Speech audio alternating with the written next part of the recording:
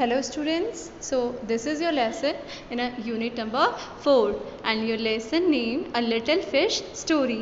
Little मतलब होता है छोटा सा, फिश मतलब मछली, स्टोरी मतलब कहानी, यानी कि एक छोटी सी मछली की कहानी आज हम लोग क्या करेंगे, पढ़ेंगे, ठीक है.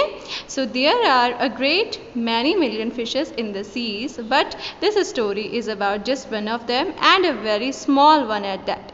आज हम क्या करेंगे, आप लोगों को पता है कि जो समुद्र होता है, सी मतलब होता है समुद्र, समुद्र में क्या होती है, बहुत सारी लाखों करोड़ों क्या होती हैं, फिशेज होती हैं. लेकिन आज हम क्या करेंगे, एक ही उन लाखों करोड़ों में से बहुत सारी जो फिशेज हैं उनमें से एक की स्टोरी हम लोग पढ़ेंगे, और वो भी क्या, सबसे छोटी जो फिश है उसकी स्टोरी हम आज पढ़ेंगे, ठीक है. So are you ready?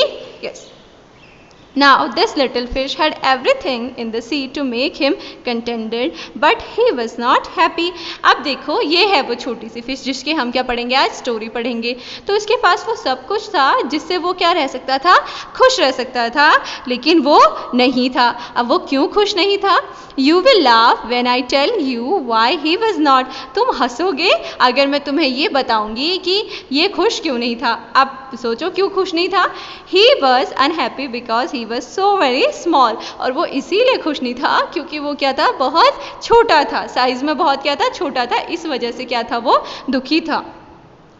It is very hard to be such a little mite of a fish.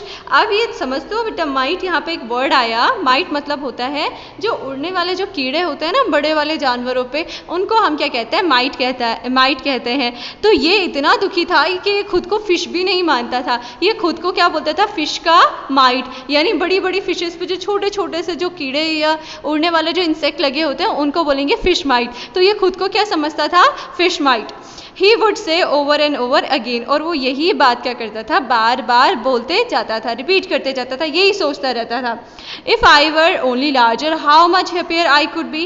And he said it so many times and I think he believed it. So वो क्या बोलता है कि काश मैं क्या होता, थोड़ा सा और बड़ा होता तो मैं कितना खुश होता. मैं दुखी होता ही नहीं, मैं थोड़ा सा और बड़ा होता तो मैं कितना खुश होता.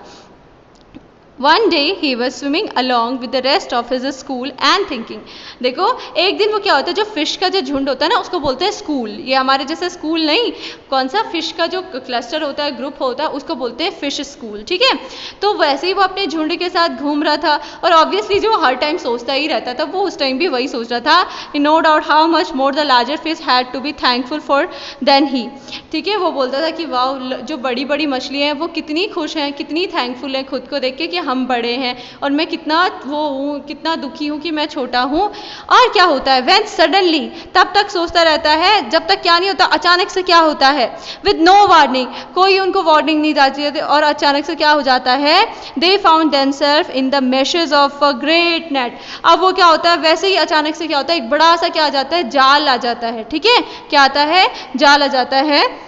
There was much floundering and splashing as a net was drawn up out of the water into the sunlight. अब क्या होता है, वैसे वैसे क्या होता है, जैसे ही ऊपर से वो घूमते ही रहते हैं, ऊपर से जाल करके आता है नीचे, उसमें क्या होती है, सारी की सारी मछलियाँ देखो क्या होती है, फंस जाते हैं. और जब मछलियाँ क्या हो जाती है बेटा, इसमें क्या हो जाती है, इस जाल में क्या होती है, फंसने लग जाती हैं, तो क्या होती है, जो वो होती है मछलियाँ, फ्लॉन्डरिंग मतलब होता है घबराहट एक तरीके से, या कुछ मूव ना कर पाना, उसको बोलते हैं फ्लॉन्डरिंग. तो मछलियाँ क्या करने लग जाती है, फ्लॉन्डरिंग करने लग जाती है, स्प्लैश करती हैं, मतलब जो फटाफट से अपने पंख फड़फड़ाने वाली होती है ना, उसको स्प्लैशिंग बोलते हैं. वाटर में जब आवाज़ होती है तो उसको स्प्लैशिंग बोलते हैं. स्प्लैशिंग करने लग जाती हैं, और धीरे धीरे वो जाल क्या करते हैं, ऊपर को खींचते हैं. अब ये क्या होता है, वाटर की सरफेस से ऊपर ऊपर जाता है, खींचते हैं ना, जाल खींचेंगे तो वो वाटर को छोड़ के ऊपर ऊपर आएगा.